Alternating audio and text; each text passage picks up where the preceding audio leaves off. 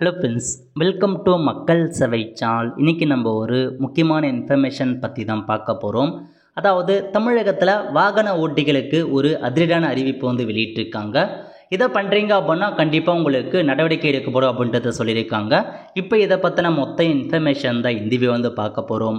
இந்த video skip பண்ணாமல் ஃபுல்லாக பாருங்கள். அது மட்டும் அல்ல, இந்த வீடியோ நிறைய பேருக்கு ஷேர் பண்ணுங்கள். ஓகே, அதாவது என்ன சொல்லியிருக்காங்கன்னா, குடியிருப்பு பகுதிகள் மற்றும் அமைதி மண்டலம் என்று வரையறை செய்யப்பட்ட இடங்களில் இரவு நேரத்தில் ஹாரன் பயன்படுத்தக்கூடாது அப்படின்றத மென்ஷன் பண்ணியிருக்காங்க.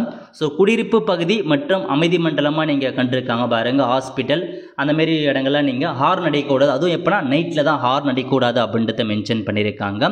ஒலி மாசுவை கட்டுப்படுத்துவதற்கான நடவடிக்கைகள் மேற்கொள்ள அதிகாரிகளை நியமித்து தமிழ்நாடு அரசு உத்தரவு பிறப்பிச்சிருக்காங்க. மேலும் இப்பகுதிகளில் இரவு நேரங்களில் ஒலி ஏற்படுத்தும் பட்டாசு கட்டுமான கருவிகளை உபயோகிக்கக்கூடாது எனவும் கட்டுப்பாடு விதிச்சிருக்காங்க. ஸோ இது ஹார்ன் மட்டும் கிடையாதுங்க. ஸோ நீங்கள் பார்த்தா ஏதாச்சும் கட்டுமான கருவிக்கான பொருளை நீங்கள் பயன்படுத்துறீங்க நைட் டைமில், அந்த மாதிரி ஒலி எழுப்புற எந்த விதமான வேலைகளுமே நீங்கள் நைட்டில் செய்யக்கூடாது அப்படின்றத பார்த்தா சொல்லியிருக்காங்க. நிர்ணயிக்கப்பட்ட அளவை விட அதிக ஒலி எழுப்பும் வாகனங்கள் மீது சட்டப்படி நடவடிக்கை எடுக்க அரசாணையை தமிழக அரசு வெளியிட்டிருக்காங்க. இதுக்காக பார்த்தீங்கன்னா ஆட்சியர் நியமனம் செஞ்சுருக்காங்க. அதாவது காவல் அதிகாரிகள், ஆர்டிஓ அதிகாரிகள் நியமனம் செஞ்சு வச்சுருக்காங்க. ஒலி மாசுவை கட்டுப்படுத்த இந்த ஒரு நடவடிக்கை தமிழக அரசு எடுத்திருக்காங்க. கண்டிப்பாக ஒரு நல்ல அப்டேட் தான்.